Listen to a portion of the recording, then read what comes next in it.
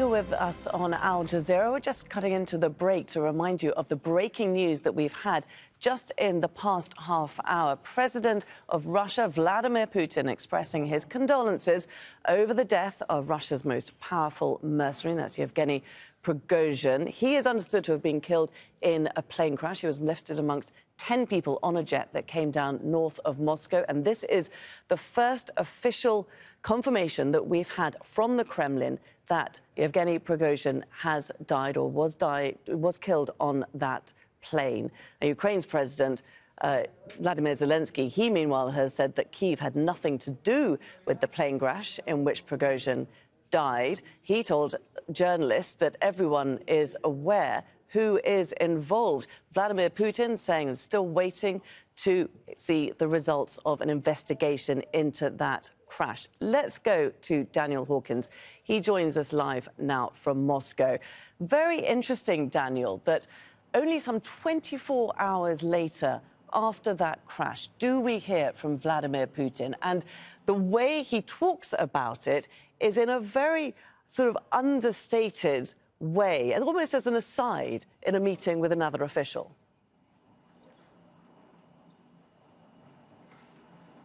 Yeah, indeed. It's almost as if the Kremlin wanted to minimize public attention when it came to this aircraft crash, Prigozhin's death, this incident. The last 24 hours here in Russia, the media has been focused on other news stories, most notably the BRICS summit in South Africa, where Vladimir Putin and Sergei Lavrov, Russia's foreign minister, made speeches. That's been the focus of media attention. Very little airtime devoted to the crash, and the coverage that was there was pretty much factual. Very little speculation or analysis of what exactly happened. It did take a while, as I say, for this confirmation to come through. It's been pretty much 24 hours since this crash happened, and the Russian Civil Aviation Authority was very quick to release the passenger list from this private aircraft. That in itself was quite an unusual move. Of course, with usual civilian aircraft, with aircraft companies, the passenger lists are sent to the Aviation Authority automatically. When it comes to private flights, that is very different. So many were surprised that that list was publicized and leaked to the media so quickly. We have been waiting for this confirmation, as I say, because up until now, when the media were reporting this as Prigozhin was believed to have died, he was in the passenger lists. According to the investigators, of course, the 10 bodies recovered from this site were in such a condition that post-mortems would require some sort of DNA analysis to identify them. The bodies were badly burnt due to the fire and explosion, alleged explosion on the aircraft. Seemingly, that has officially now happened. And yes, indeed, Vladimir Putin hailing Prigozhin's achievements, really, in this meeting with Denis Pushilin, who's the head of the Donetsk Republic, saying that he knew him all the way from the 90s, that he was a talented individual, a talented businessman that had dealings in Russia and abroad, most notably in Africa. Vladimir Putin confirming that, according to him, just yesterday or the day before, he'd returned from the African continent, which fits in, of course, with that video that Prigozhin released, saying that Wagner is continuing to, as he said, quote, serve Russian interests, make Russia great, and help free Africans from the West, filmed in an unidentified African country. Vladimir Putin also saying that this investigation into the crash would be completed, would go until the very end, until those responsible would be identified, and of course sending condolences to Prigozhin's family. Also, though, saying that he was a complex man who made serious mistakes, no doubt a reference, of course, to the mutiny which Prigozhin led just about 2 months and a day to the day since that took place back in June. So, as I say, 24 hours after that radio silence from Russian officials, this confirmation has come from the Russian president that Prigozhin has indeed died in that accident, and the investigation is ongoing, and we will wait for further comment, of course, from any preliminary results brought to us by Russia's investigative committee. What have you heard so far, Daniel, from that investigation?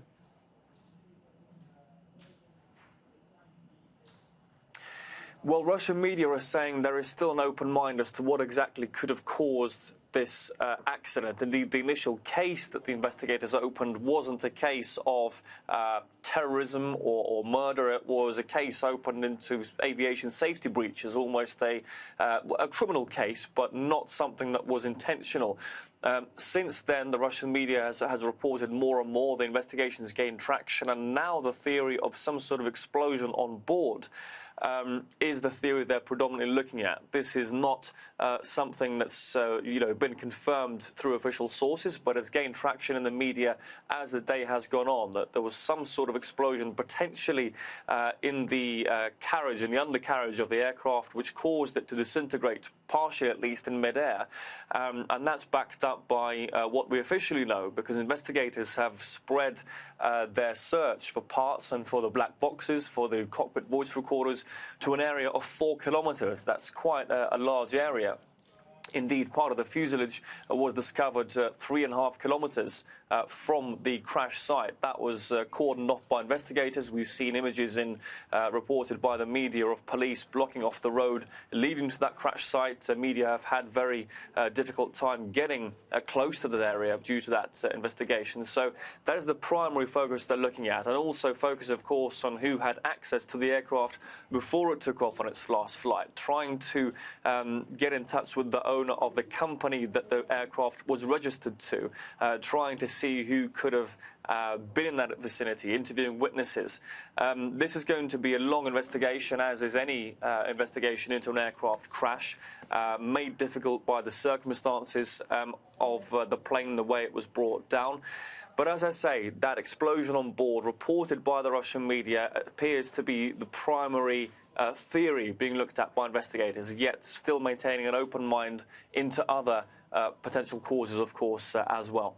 One wonders, Daniel, whether now Vladimir Putin has spoken about it and, as you say, appears to have given official confirmation of Yevgeny Prigozhin's death some 24 hours ago in that jet crash, whether the Russian media will devote more time to it, because it has been relatively quiet today, hasn't it? Even whilst this has been top story in headlines around the world.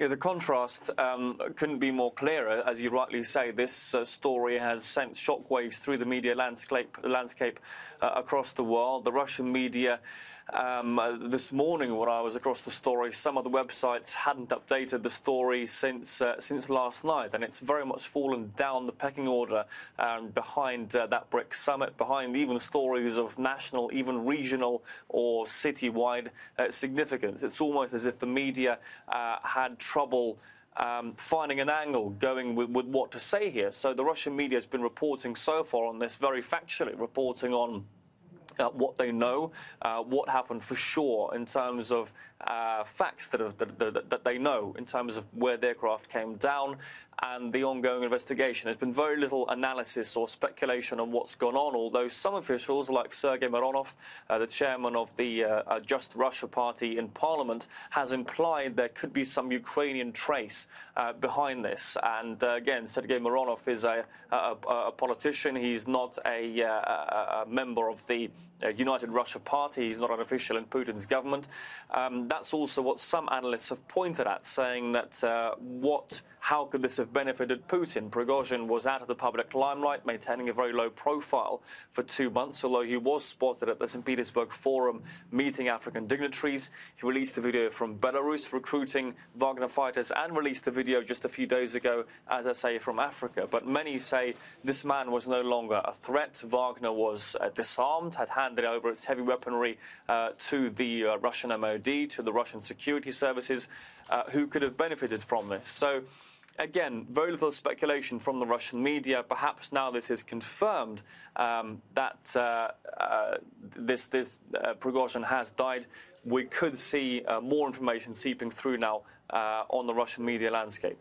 Just interested to get an idea as to how the people have reacted in Russia, because, of course, there are a lot of Wagner supporters, and indeed many members of the Wagner mercenary group were great supporters of Yevgeny Prigozhin.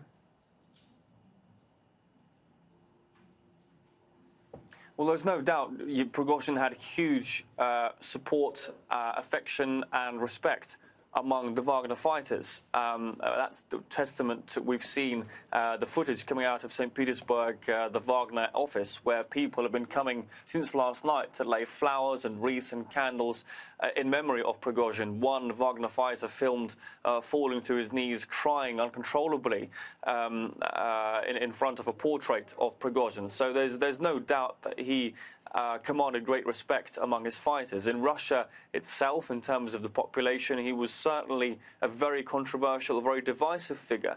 Al Jazeera spoke to people on the streets earlier, some of whom had said this man committed an act of treason. He was a traitor. He was a dangerous man who brought the country to its most serious political crisis in 30 years at a time of conflict.